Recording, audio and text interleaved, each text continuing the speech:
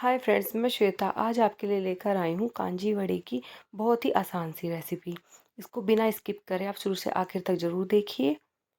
इस रेसिपी को कैसे बनाया जाता है इसकी सारी टिप्स मैं आपके साथ शेयर करूँगी। आप इस रेसिपी को बिना स्किप किए शुरू से आखिर तक ज़रूर देखिए। चलिए इसको बनाना शुरू करते हैं। यहाँ पर मैंने 2 टीस्पून के करीब राई ली है। आपके पास यदि राई नहीं है तो आप पीली सरसों, काली सरसों जो भी आपके पास है आप उसको लीजिए। आप चाहें तो ये प्रोसेस मिक्सी के जार में भी कर सकते हैं, पर मैं खरल से ही करती हूँ। आप देखिए इसको मैंने दरदरा सा पीस लिया है। मैं कांजी हमेशा मिट्टी के बर्तन में ही बनाती हूँ, खासकर हांडी में। आप चाहें तो उसे ग्लास के किसी जार में या किसी मर्तबान में भी बना सकते हैं। इसमें मैंने 1.5 लीटर के करीब पानी को ऐड किया है। इसमें मैंने अपनी दरदरी कुटी हुई सारी राई को ऐड किया है और मैंने इसमें डाला है हाफ़ टी स्पून काला नमक, 1 टीस्पून सफ़ेद नमक, half teaspoon red chilli powder, 1/4 teaspoon हल्दी पाउडर। इन सभी को हम मिक्स करेंगे। पहले के टाइम में कोयले से इसमें धुआं दिया जाता था, अब कोयला नहीं है तो मैं यहाँ पे सिनेमन का इस्तेमाल करूँगी, दालचीनी का। हम इसको एक कटोरी लेंगे, इसके ऊपर रख देंगे। आप देखिए ऊपर तैर रही है। और फिर हम अपनी जो दालचीनी का हमारा टुकड़ा है उसको गैस पर जलाकर उसका कोयला बनाएंगे। हमारी दालचीनी का कोयला बन गया है। अब हम इसको जल्दी से उस कटोरी के ऊपर रखेंगे और इसमें डालेंगे हम थोड़ा सा घी। ये देसी घी मैं इसमें डाल रही हूँ। इससे जो ये धुआं निकलेगा इसके अंदर बहुत अच्छी खुशबू देगा। ये इस हांडी के पानी में रम जाएगा। इसमें डालेंगे हम थोड़ा सा हींग और इसको फटाफट से कवर करके 5 मिनट के लिए छोड़ देंगे। 5 मिनट हो गए हैं। आप देखिए जो इसका धुआं है वो इसमें अच्छे से रम गया है। उसका फ्लेवर और खुशबू इसमें बहुत अच्छी आती है। अब हम कटोरी को बाहर निकाल लेंगे और इसको 2 दिन के लिए 3 दिन के लिए फर्मेंट होने के लिए धूप में रखेंगे, 2-2 घंटे के लिए। और फिर इसको हमें सुबह शाम याद से इसको चलाना है। यदि आप इसको सुबह शाम नहीं चलाएंगे कांजी को तो इसमें फंगस होने के चांसेस ज़्यादा रहते हैं, कीड़े पड़ने के भी चांसेस रहते हैं। बनाते हैं वड़े। वड़ों के लिए मैंने कटोरी सेट कर ली है। उसके हिसाब से मैंने यहाँ पे धुली हुई मूंग की दाल ली है। आप कोई भी अपनी कटोरी सेट कर लीजिए। उसी कटोरी का 1/3 हिस्सा आप उड़द दाल धुली हुई इसमें ऐड कीजिए। दोनों को मिक्स करके आप इसको अच्छे से धोकर सोक होने के लिए रख दीजिए। मैंने इसको ओवरनाइट सोक होने के लिए रख दिया था। अब देखिए बहुत अच्छे से सोक हो गई है। मैं आपको इसको तोड़कर भी दिखाती हूँ कितनी सॉफ्ट हो गई है। अगर आप ओवरनाइट नहीं रखना चाहते उसे 4 से 5 घंटे के लिए आप ज़रूर पानी में सोक होने के लिए रखिए, तो उससे दाल अच्छे से फूल जाएगी। हमारे जो वड़े हैं बहुत अच्छे बन कर के तैयार होंगे। अब मैं इसको सारा पानी निकाल दूंगी क्योंकि ज़्यादा पानी से हमारी जो वड़े हैं वो अच्छे नहीं बनेंगे। मैंने सारी दाल को इसमें छलनी में डाल दिया है। आप भी कोशिश करिएगा इसको पीसने से पहले किसी छलनी में डाल दें, इसका सारा पानी निकाल दें। अब मैं इसको एक मिक्सी के जार में डालूंगी।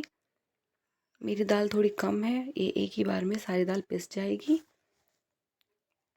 थोड़ी सी दरदरी करने के बाद मैं इसमें ऐड करूँगी 1 हरी मिर्च, थोड़ा सा टुकड़ा अदरक का। आप चाहें तो हरी मिर्च स्किप भी कर सकते हैं, इसके डालेंगे तो उसका टेस्ट बहुत अच्छा आएगा।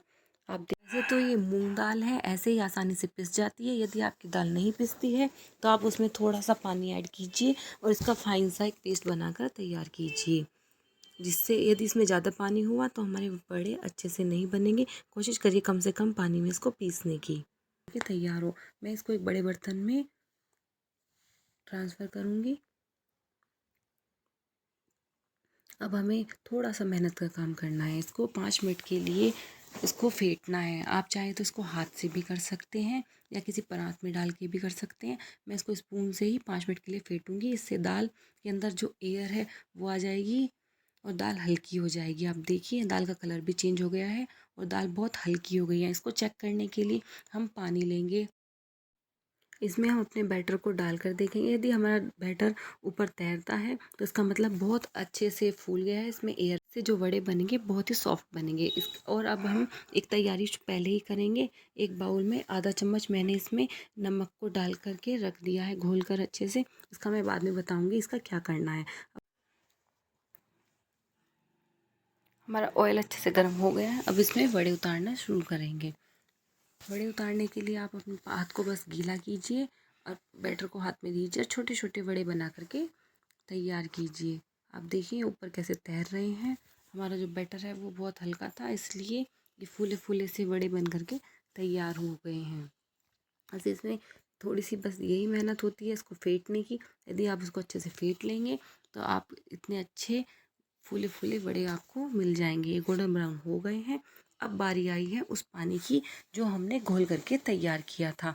हमें वड़ों को उसमें से निकालना है कढ़ाई में से। ये पानी मेरा बिल्कुल नॉर्मल है, मैंने इसको गर्म नहीं किया है, बिल्कुल नॉर्मल रूम टेम्परेचर पे जो नॉर्मल पानी होता है वही है। हमें सारे वड़े उसमें डाल देने हैं।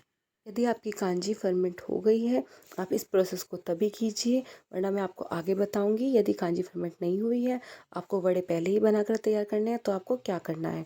अब हम दूसरा बैच भी उसी तरह से जैसे हमने पहला बैच तैयार किया था बना करके तैयार करेंगे। इनको गोल्डन ब्राउन होने तक सेकेंगे। मैं गैस की फ्लेम को हमें मीडियम पर ही रखना है। आप देखिए गोल्डन ब्राउन हो गए हैं। अब मैंने इनको सभी को एक प्लेट में निकाल दिया है।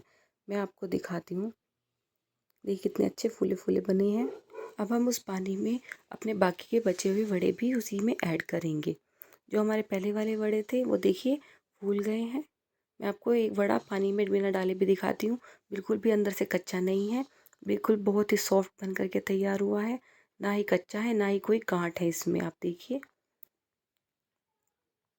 अब हम बाकी के बचे हुए वड़े भी इसी में ऐड करेंगे। यदि आपकी कांजी तैयार है तो आप इस प्रोसेस को कीजिए, तुरंत पानी में वड़ों को डालिए। यदि कांजी फर्मेंट नहीं हुई है, आपको पहले ही वड़े बनाने हैं, तो आप उन वड़ों को बनाकर रख लीजिए। पानी को गुनगुना कीजिए, थोड़ा उसमें नमक ऐड कीजिए और उनको डालकर थोड़ी देर के लिए रख दीजिए सोख होने के लिए। काफ़ी धूप है, 2 दिन हो गए हैं। मैं अपनी कांजी को चेक करती हूँ। आप देखिए गर्मी के मौसम की वजह से 2 दिन में ही मेरी कांजी फर्मेंट होकर अच्छे से तैयार हो गई है। जो इसकी राई है वो ऊपर की तरफ फ्लोट कर रही है। इसका जो कलर आया है वो बहुत अच्छा आया है।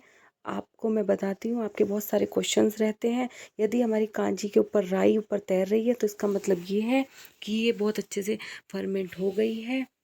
विंटर में थोड़ा सा टाइम लग जाता है और समर में हमारी कांजी जल्दी फर्मेंट हो जाती है। फर्मेंट होने के बाद आप उसको फ्रिज में स्टोर कीजिए।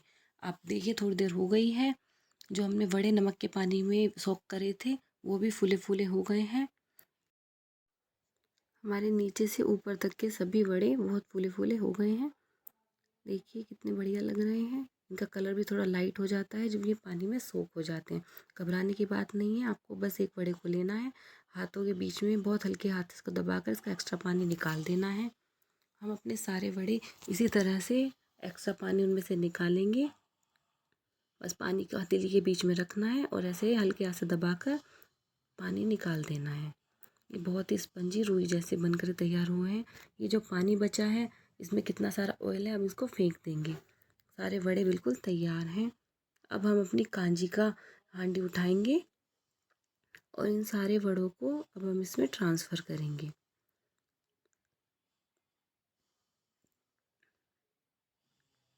आपको इसमें ट्रांसफ़र करने के बाद कांजी को थोड़ा सा इसको चलाना है, बस ऐसे थोड़ा सा दबा दीजिए। देखिए पानी बहुत बढ़िया बना है। अब इसको आप कवर करके कम से कम 3 से 4 घंटों के लिए ऐसे छोड़ दीजिए। जो हमारे वड़े हैं वो कांजी का फ्लेवर अपने अंदर एब्जॉर्व कर लेंगे, बहुत बढ़िया हो जाएंगे। कांजी का टेस्ट राई की वजह से थोड़ा खट्टा और चटपटा सा आता है। इसमें कोई भी अजीब स्मेल नहीं आती है। आपके सवाल रहते हैं इसका टेस्ट कैसा होता है, मैं आपको बताती हूँ दोबारा से। ये खट्टी सी चटपटी सी थोड़ी टेंगी सी लगती है खाने में। मैं इसको आपको कट करके भी दिखाती हूँ। जो हमारा वड़ा है 4 घंटों बाद इसने पूरा फ्लेवर जो है अपने अंदर एब्जॉर्ब कर लिया है। अब बहुत ही सॉफ्ट बना है, बिल्कुल भी इसमें गांठ नहीं पड़ी है। अब ये खाने के लिए बिल्कुल तैयार है। आप चाहें तो इसको ओवरनाइट भी वड़ों को इसमें सोक कर सकते हैं और फिर इसका मज़ा ले सकते हैं। कभी कभी हो सकता है हम कांजी पीते रहते हैं, हमें इसमें से स्मेल नहीं आती। किसी किसी को यदि कोई पहली बार बनाता है तो उसे स्मेल आती होगी, क्योंकि ये थोड़ा फर्मेंटेड ड्रिंक है, प्रोबायोटिक है, तो फिर इसमें से हल्की स्मेल आ भी सकती है, मैं नहीं कह सकती। आपको यदि आती है तो आप मुझे कमेंट करके ज़रूर बताइए। यदि इसमें कीड़े नहीं हुए हैं और इस पर कोई फंगस नहीं आई है तो मेरे हिसाब से ये पीने योग्य है। आप इसको फ्रिज में स्टोर कीजिए किसी कांच के साफ़ सुथरे जार में, ये 1 हफ्ते तक भी ख़राब नहीं होगी। और इसको आप गार्निश कीजिए पुदीने से या धनिए से, ये बहुत ही सुंदर लगती है देखने में। और फिर पीने में भी जो पुदीने का फ्लेवर आता है बहुत अच्छा आता है। आप चाहें तो इस पर सौंठ डालकर भी इसको खा सकते हैं। आप कैसे इसको खाते हैं आप मुझे कमेंट करके बताइए। यदि आपको मेरी रेसिपी पसंद आई है आप प्लीज़ मेरे चैनल को सब्सक्राइब कीजिए, कमेंट कीजिए और शेयर कीजिए। मिलते हैं अगली रेसिपी में। Bye bye.